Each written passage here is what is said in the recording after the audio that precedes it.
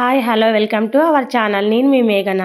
మనమైతే ఈరోజు పాయా చేసుకుంటున్నాం, మటన్ పాయా. దానికోసం అయితే ముందుగా పసుపు సాల్ట్ వేసుకొని అయితే ముక్కల్ని బాగా శుభ్రం చేసుకుంటున్నాము. ఈ విధంగా నేను చూపిస్తున్న విధంగా. ఎందుకంటే ముక్కలకున్న నీచు వాసన కానీ ఏదైనా బ్యాక్టీరియా లాంటిది ఏదైనా డస్ట్ లాంటిది ఉంటే వెళ్ళిపోతుంది. దానికోసం అయితే మనం మసాలా ప్రిపేర్ చేసుకుంటున్నాము. కొద్దిగా మిరియాలు, లవంగాలు, ఇలాచి, ధనియాలు, కొద్దిగా జీలకర్ర వేసుకొని అయితే మిక్సీ చేసుకుంటాము. గరం మసాలా అండి ఇది. దీనికోసం అయితే నేను కొబ్బరిని కూడా మిక్సీ పట్టుకుంటున్నాను. కొబ్బరి పొడి లేదండి నా దగ్గర.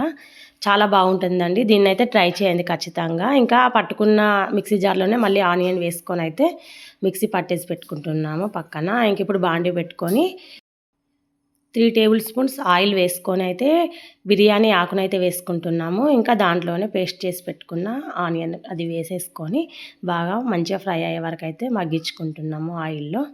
ఇంకా దీంట్లోనే నేనైతే పుదీనాని వేసుకుంటున్నాను. పుదీనా ఆప్షనల్ అండి, ఉంటే వేసుకోవచ్చు లేదంటే లేదు. ఇంకా ఇవి మిర్చి ఫ్రై అయిన తర్వాత అయితే సన్నగా తరిగి పెట్టుకున్న టమాటాను అయితే వేసేసుకుంటున్నాము. ఇంకా టమాటా కూడా బాగా ఆయిల్లో ఫ్రై కావాలి, తొందరగా మగ్గిపోతుంది కదా. ఇంకా ఈ విధంగానైతే కలుపుకోవాలి. టమాటా ప్లేస్లో కొంచెం చింతపండు రసాన్ని కూడా వేసేసుకోవచ్చు. కాకపోతే నేనైతే టమాటానైతే యాడ్ చేసుకుంటున్నాను. ఇంకా ఇది మగ్గడానికైతే సాల్ట్ వేసుకున్నాను. కొద్దిగా పసుపు యాడ్ చేసుకొని కొద్దిగా అల్లం వెల్లుల్లి పేస్ట్ని అయితే యాడ్ చేసుకుంటున్నాను. అల్లం వెల్లుల్లి కూడా ఆప్షనల్ అండి, కొందరు వేసుకుంటారు. ఇంకా నేనైతే వేసుకున్నాను, కొందరైతే వాడరు. ఇంకా ఇప్పుడైతే మనం శుభ్రం చేసి పెట్టుకున్న ముక్కలను అయితే వేసేసుకొని బాగా కలుపుకోవాలండి. మంచిగా ఆయిల్ ఫ్లోట్ అవుతుంటుంది కదా, అంతవరకు అయితే బాగా మిక్స్ చేసుకోవాలి. ముక్కలు మంచిగా ఆయిల్లో ఫ్రై కావాలి. ఎంత ఆయిల్లో ఫ్రై అవుతే అంత టేస్ట్ యాడ్ అవుతుందండి. ఇది చాలా హెల్తీ అండి. ఈ ఫుడ్ ఏంటంటే మనకు చాలా బలమైన ఆహారము, ఎముకల దృఢత్వానికి అయితే ఉపయోగపడుతుంది. ఇంకా కొందరికి ఎముకలు విరిగిన వాళ్ళు కూడా ఈ పాయానైతే తాగుతారు. ఎందుకంటే ఎముకల్లో గుజ్జు తయారవుతుంది అనేసి అంటే అంటారు మన పెద్దవాళ్ళు. ఇంకా దీంట్లో అయితే కారాన్ని యాడ్ చేసుకుంటున్నాను. మనం మిక్సీ చేసుకున్న గరం మసాలా, కొబ్బరి తురుమునైతే వేసేసుకొని బాగా కలుపుకుంటున్నాను మంచిగా ముక్కకి పట్టే వరకు అయితే. ఇంకా కాసేపు అయితే మూత పెట్టుకోవాలి. స్టవ్నైతే సిమ్లో పెట్టుకొని అయితే ఒక 10 నిమిషాల పాటు అయితే మగ్గనిచ్చుకోవాలి. ఎందుకంటే మంచిగా బాయిల్ అవుతుందండి. ఇది ఎంత ఆయిల్లో ఫ్రై అవుతే అంత టేస్ట్ యాడ్ అవుతుంది కదా. మనమైతే ఇది ఇలా కారం అది వేసుకున్నాం కదా, అడగంటకుండానైతే మనం 10 నిమిషాల పాటు మగ్గనిచ్చుకుంటాం కదా చిన్న మంటలో. దానికోసం అయితే మాడకుండా కొద్దిగా వాటర్ వేసుకొని పెట్టుకుంటున్నాను నేనైతే.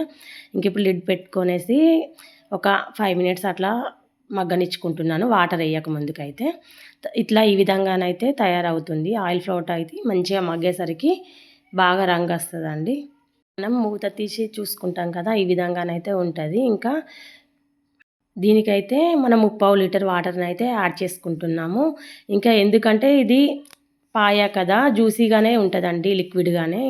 మామూలుగా మటన్ ముక్కల్లాగా అయితే ఉండదు. కొంచెం రసాన్ని అయితే చూసుకుంటూ వేసుకోవాలి వాటర్ మనకు సరిపడా. మనం ఎంత క్వాంటిటీలో కావాలనుకుంటే ఆ విధంగా వాటర్ని అయితే యాడ్ చేసుకోవాలండి. లాస్ట్లో నేను కొద్దిగానైతే ధనియా పౌడర్ని యాడ్ చేసుకున్నాను. ఇదేంటంటే ఉడికిన తర్వాత అయితే చిక్కబడుతుందండి కొంచెం. మనం మూత పెట్టుకొని అయితే 8 విజిల్స్ అయితే తీసుకున్నానండి. మూత తీసి చూస్తే ఈ విధంగానైతే ఉందండి. ఇంకా చల్లబడిన తర్వాత అయితే ఇంకా చిక్కబడుతుంది. చూస్తున్నారు కదా, ఈ విధంగా అయితే మనం చూసుకోవచ్చు ముక్క ఉడికిందా లేదా అనేసి. ఇదైతే బాగా కుక్ అయింది అనేసి నేనైతే లాస్ట్లో కొత్తిమీర యాడ్ చేసుకున్నాను. చాలా టేస్టీగా ఉంటుందండి ఇది.